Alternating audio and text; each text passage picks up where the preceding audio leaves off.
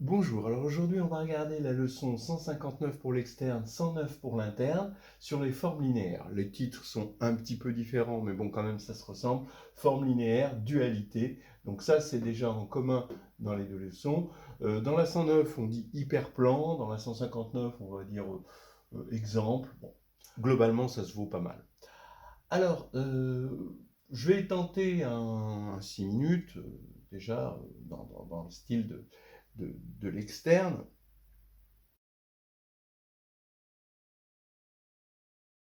Tout d'abord, une forme linéaire, c'est une application linéaire d'un espace vectoriel E. Alors là, on est en dimension finie sur le corps de base de l'espace, K, et E étoile, donc c'est L de E, K. Ce qui fait que la dimension, c'est égal à N, exactement la dimension de E.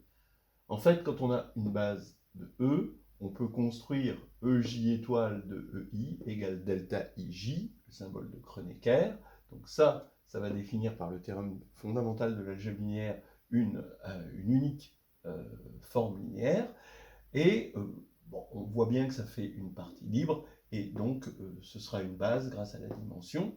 Les EJ étoiles forment une base. Bien, qu'on appelle la base duale, et ça nous donne des jolies formules sur la décomposition d'un vecteur dans la base et la décomposition d'une forme dans la base duale.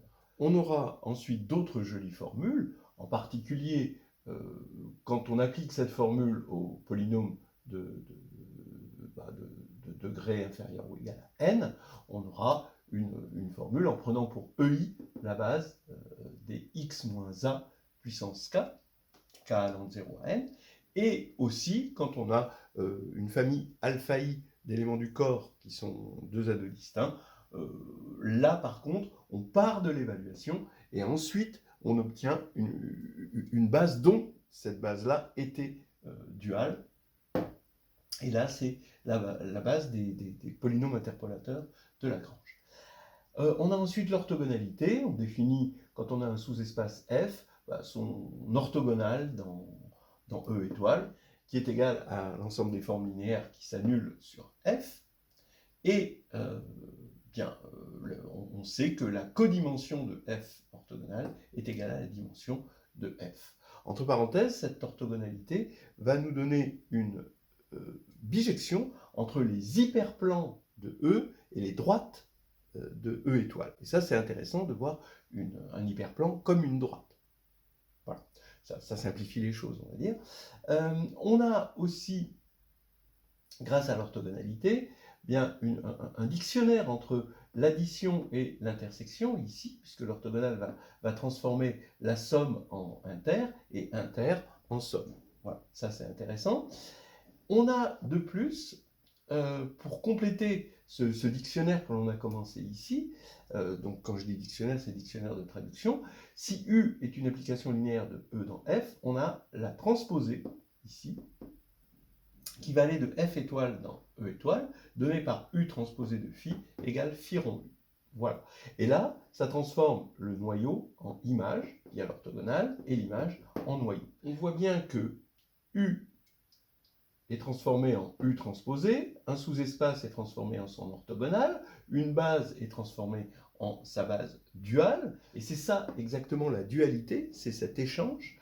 C'est le fait qu'on puisse revenir vient du fait que E, l'espace vectoriel, est canoniquement isomorphe au bidual. Il n'est pas isomorphe canoniquement au dual, même s'il est isomorphe, évidemment, mais cet isomorphisme dépend de la base, mais il est canoniquement isomorphe au bidual.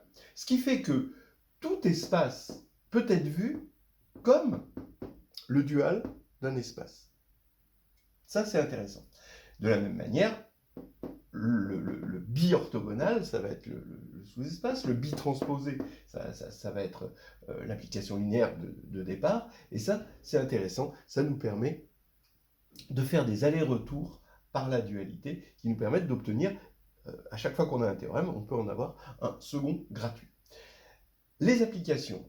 Alors par exemple, une application de la dualité, c'est de calculer le nombre de familles génératrices à m éléments, m forcément plus grand que la dimension n, pour que ce soit générateur, dans Kn, quand K est un corps fini. voilà, on sait faire les parties libres, et bien grâce à ça, on va pouvoir faire les parties génératrices grâce à la dualité. Forme quadratique, alors ça c'est une magnifique application, c'est un grand chapitre, et plus généralement les formes bilinéaires, pas forcément symétriques, je veux dire, les formes bilinéaires, elles vont être en isomorphisme avec les applications linéaires de E dans son dual.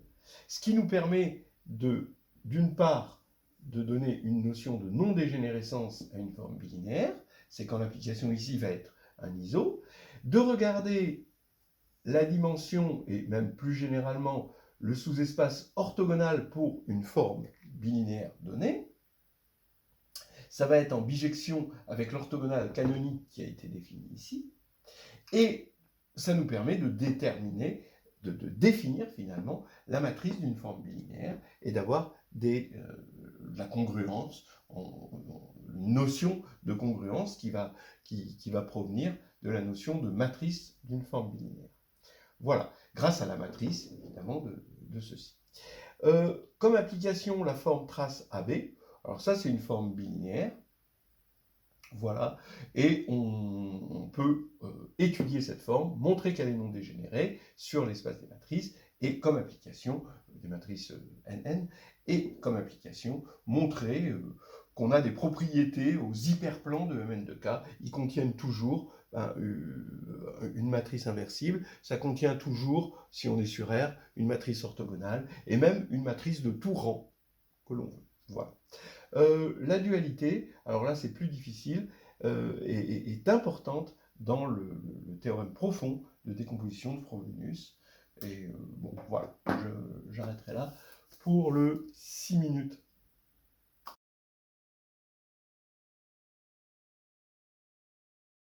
Alors, quelques petites questions de jury, des questions simples, moins simples, des qui sont sujettes à discussion. Mais surtout pour tester, pour voir si le candidat a bien maîtrisé les éléments fondamentaux de la leçon. Alors d'abord, voici, donc là on a un polynôme, on a alpha i 2 à 2 distincts de 1 à n dans un corps K, et on regarde ce polynôme qui est bien défini, de degré forcément n-1. Il faut montrer que cette famille de polynômes forme une base de k de x n-1, donc de l'espace vectoriel des polynômes de degré inférieur ou égal à n-1. Bon. Donc là, il faut avoir le réflexe d'utiliser justement l'évaluation en alpha i. Donc pour montrer que c'est une base, il suffit de montrer que c'est libre, et vous écrivez une combinaison linéaire, et vous évaluez cette combinaison linéaire en alpha i, ce qui va faire que ça va isoler un lambda i, en quelque sorte, coefficient, lambda i égale 0, et ça va faire que tous vos coefficients vont être nuls, ce sera libre, et ensuite ce sera une base par dénombrement. Voilà. Celui-ci, c'est juste l'idée d'utiliser les formes linéaires. Celui d'utiliser la dualité, je le trouve intéressant, vous regardez, est très classique. Il faut montrer que dans un espace de dimension n, et si H est une famille d'hyperplans de 1 à k, la dimension de l'intersection des HJ est supérieure ou égale à n-k. Voilà. Alors ça, quand on ne connaît pas, c'est vrai que on peut se poser la question, mais l'idée, c'est justement de bien insister dans la leçon sur la dualité, parce que la dualité vous transforme un hyperplan en une droite. Donc, bien se rendre compte de cette simplification de l'esprit, où un hyperplan, c'est un truc compliqué, une droite, c'est un truc simple.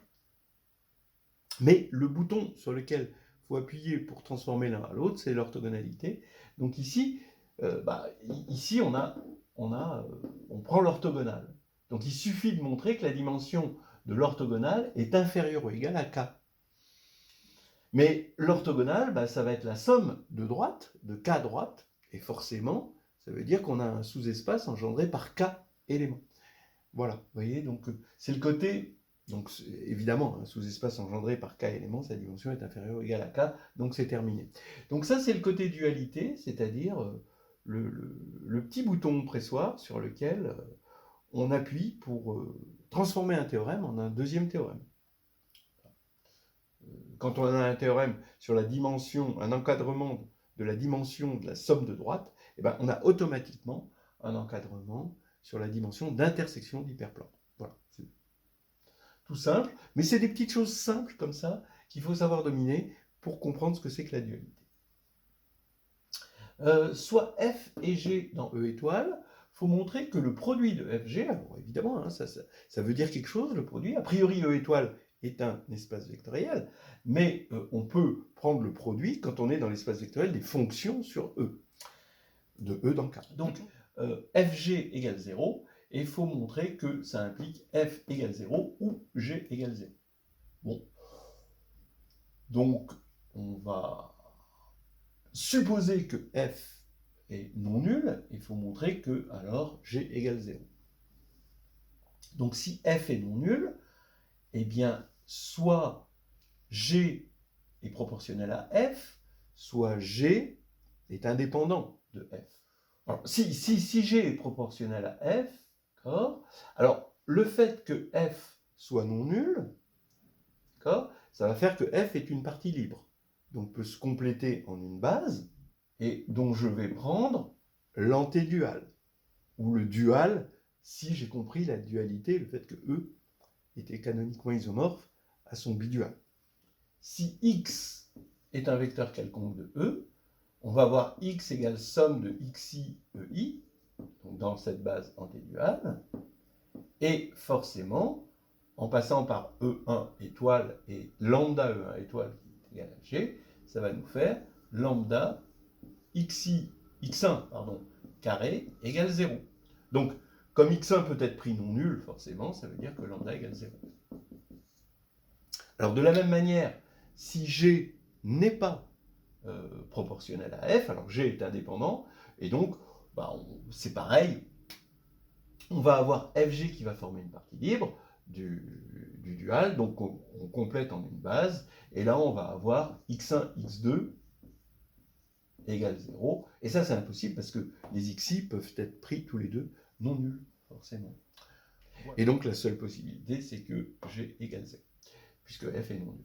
Voilà. Alors maintenant, on pourrait aller un petit peu plus loin dans cet exercice en remarquant quand même qu'il n'est pas si stupide que ça.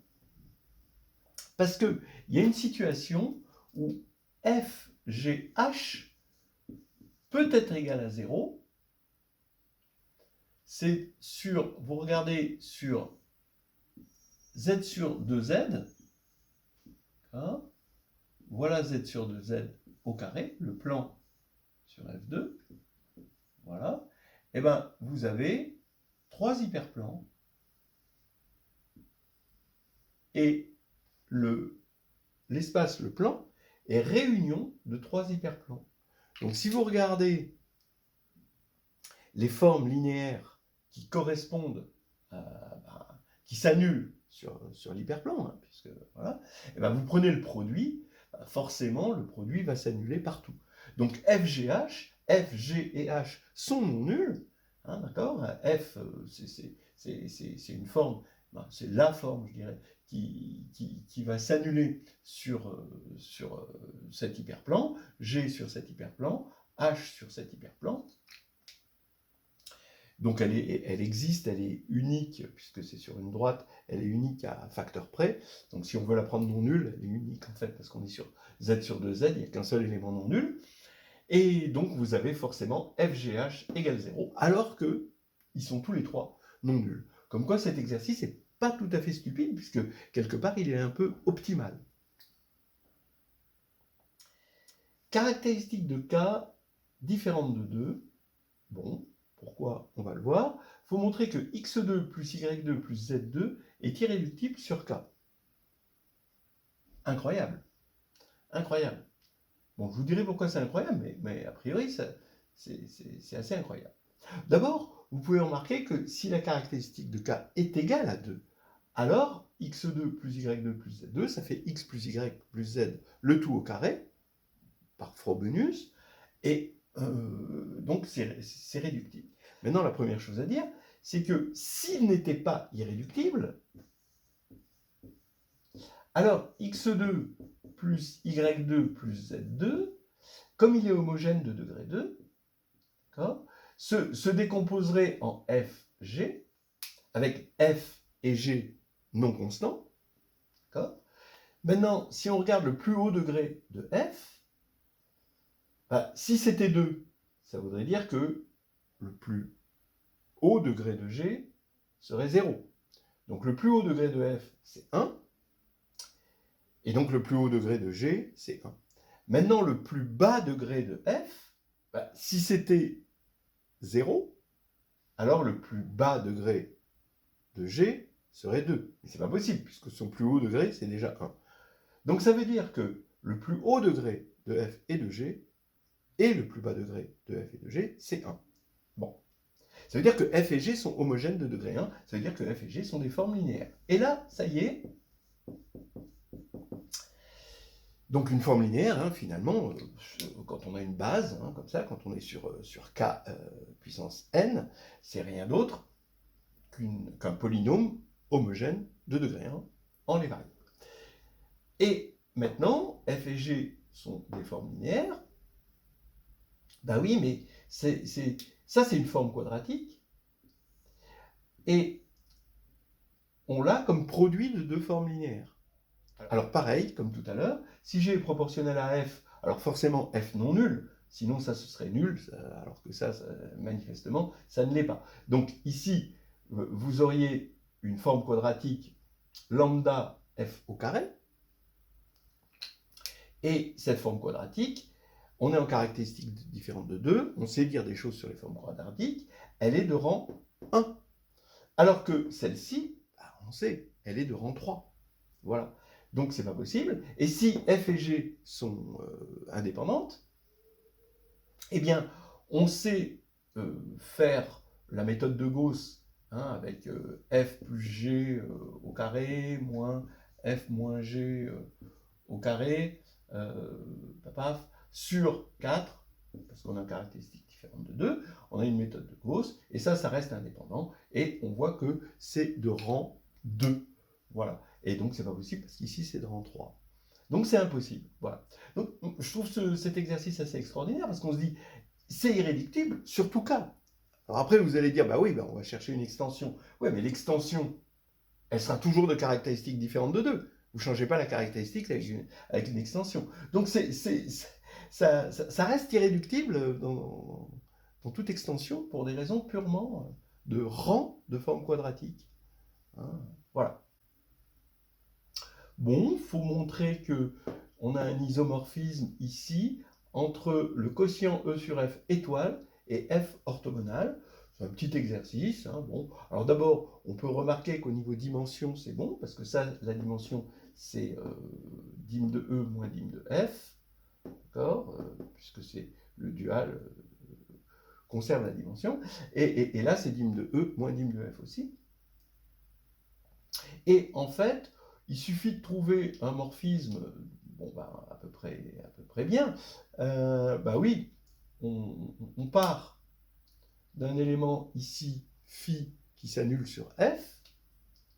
Il va de E dans K et il s'annule sur F. Et donc, voilà, phi, il appartient à F orthogonal et il s'annule sur F. Donc, c'est le passage au quotient. Voilà.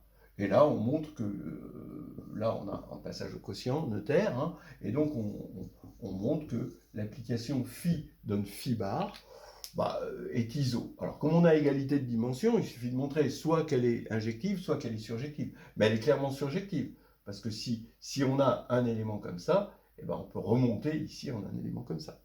Voilà. Donc là, c'est avec la surjectivité qu'on prouve, je pense, le plus facilement qu'on a l'isomorphisme. Voilà. Alors maintenant, dernier exercice, on a n dans grand N. Et on se donne des xi dans R, 2 à 2 distincts. Il faut montrer qu'il existe des réels lambda i, de 0 à n, comme les xi, tels que pour tout polynôme réel de degré inférieur ou égal à n, cette intégrale-là, voilà, est égale à une somme de lambda i, p de xi, i de 0 à n. Voilà. Alors la première remarque à faire, c'est que l'application qui a P donne ceci est une forme linéaire. Voilà. Donc, bien, elle se décompose dans la base des évaluations en XI. Et pourquoi les évaluations en XI, ça forme une base? Parce qu'il y a les polynômes de Lagrange, ou inversement. Voilà. Voilà, ça fait des petits exercices assez jolis qui sont particuliers à la forme linéaire et dualité. Je n'ai pas donné d'exercice ici qui concernait la trace, qui est quand même une forme linéaire extrêmement importante, mais on pourra en parler au moment des développements. Voilà. On arrête là pour l'instant.